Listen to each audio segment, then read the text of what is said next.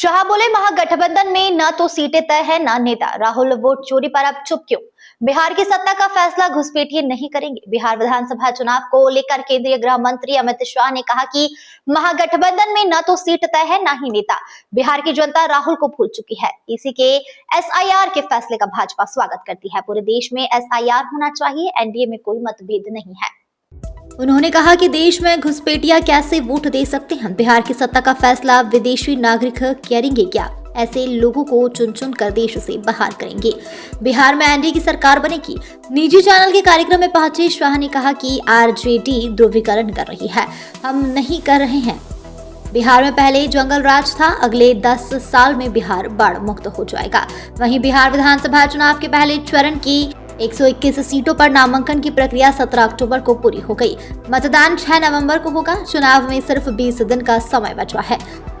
सूत्रों के अनुसार प्रधानमंत्री नरेंद्र मोदी फर्स्ट फेज की वोटिंग के पहले बिहार में 12 सभाएं करेंगे।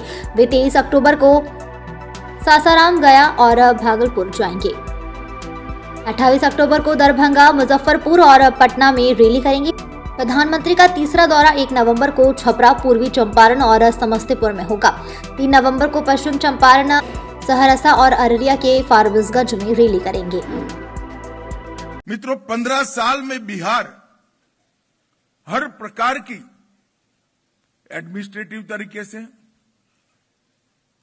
देश में योगदान की दृष्टि से और मौकों की दृष्टि से, सभी दृष्टि से पिछड़ गया। बिहार में जो बड़ी बड़ी इंडस्ट्रियां आजादी के वक्त लगी थी, बड़े बड़े कल कारखाने चलते थे, वो धीरे धीरे धीरे बिहार छोड़कर जाने लगे। व्यापारी भी पक कर गए, व्यापार भी पक कर गया और बिहार के अंदर नितांत अव्यवस्था का शासन 15 साल तक दिखा। वो 15 साल का शासन बिहार को करीब आधी सदी तक पीछे धकेलने का काम किया और वही जंगल राज फिर नए कपड़े पहनकर, नए चेहरे लेकर, नए स्वरूप में बिहार का जनादेश लेने के लिए आज बिहार की जनता के सामने खड़े।